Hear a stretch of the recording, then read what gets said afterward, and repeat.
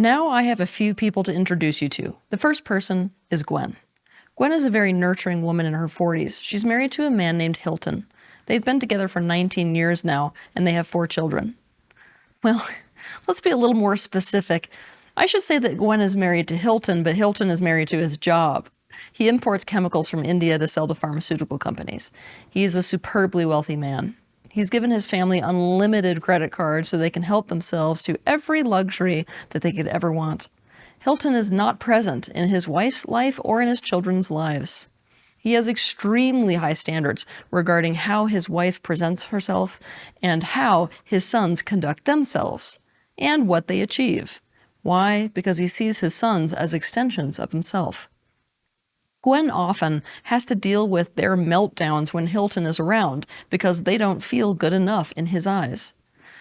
Gwen feels enormous pressure also to keep herself looking good because it is clear that she is expected to be an example of a perfect wife who leads an example family. Gwen copes with what truly doesn't work about her relationship and about her life with denial. She tells herself the story that Hilton is hard on his kids because he cares so much about them. When Hilton has an affair, of which he has had several, she gaslights herself with his excuses and tells herself that the reason that he is never at home is because he is working so hard for her and so hard for the kids. Everything that causes her pain about her relationship with Hilton gets explained away and turned into something else. And everyone around her feels totally gaslit because of it. Gwen has a codependent relational style.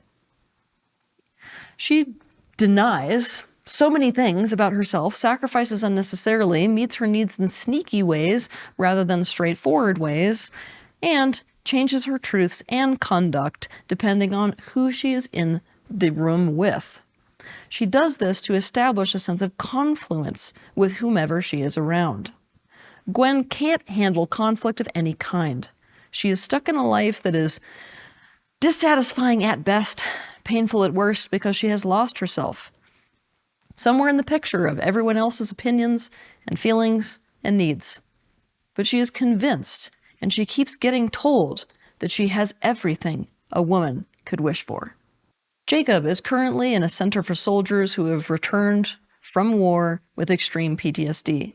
Jacob's military PTSD is bad enough that his violent behavior makes him a threat to his family. He's plagued by flashbacks.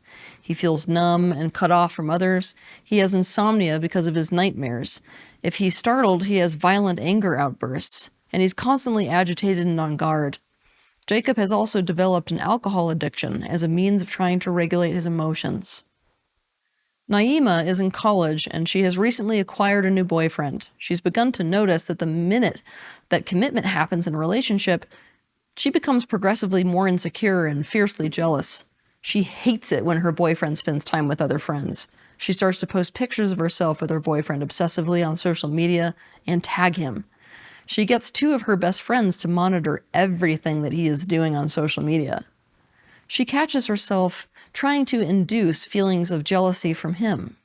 And last week, when she caught him texting with his old girlfriend, she spent a full day isolated in her bathroom, sobbing and dry heaving with no appetite, only to find out and officially confirm that she had simply assumed the person that he was texting was his ex-girlfriend, when in fact, it was another woman from work with the same first name. At the gym, while speed walking on the treadmill, Naima thinks to herself, I've got issues. Safal paces the span of his penthouse panorama windows. Anyone watching Safal would say that he is an alpha male. He is used to getting whatever he wants. He's made absolutely sure to put himself at the top of the social ladder. He's gone for power financially. He's gone for power by gaining as much status as possible. He's gone for power by making sure that anything weak and soft about himself is eradicated. And he has even gone for power in the bedroom. Safal is a BDSM kink. Specifically, he's a bondage dom. What gets him off is to gag and to restrain his female submissives. His entire social life is a complex dance of domination, control, intimidation, superiority, and posturing. Last year, Safal came under investigation regarding a very huge hedge fund project. In his dealings with government officials, Safal experienced that the more power he flexed, the worse things got for him. He was in a power struggle with the wrong people. That experience of feeling like they wanted him to submit to their authority made Safal feel truly tortured. Of course, he could never admit that what he felt was absolute terror and humiliation. To admit such things would be to admit to weakness, and he pathologically avoids that feeling like it is the Black Plague. Maggie was 13 years old when her mom's boyfriend started molesting her whenever her mother wasn't home. Maggie became hypersexualized during those teen years. Maggie's family was essentially so abusive, and her experience inside the home was so intolerable that at 17 years old, she packed her school bag with necessities and spent her first night out on the street. She's been homeless now for the better part of a year, and Maggie is now a prostitute, working as a sex worker. She has contracted gonorrhea that has left her with a fever with pelvic inflammatory disease, and it has also spread to her eyes and joints. Sometimes she thinks about suicide as a way out of the hell of her existence. What all these people I have introduced you to have in common is trauma. Not all of them know it, because when it comes to trauma, a person could be like Maggie and be able to point to something very specific that happened, which changed things for the trajectory of their life. A person might be able to see how the struggles that they are facing in their life now directly relate to a painful experience in the past. Or a person could be like Gwen and not even relate to the idea that they have experienced trauma.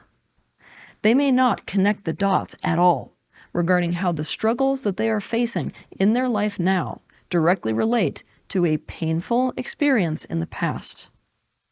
In fact, a person may not remember what happened at all. This program is divided into 4 sections.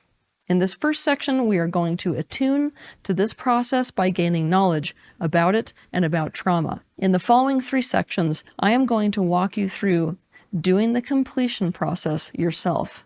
So if you feel ready to do this deep dive with me, then let's dive in.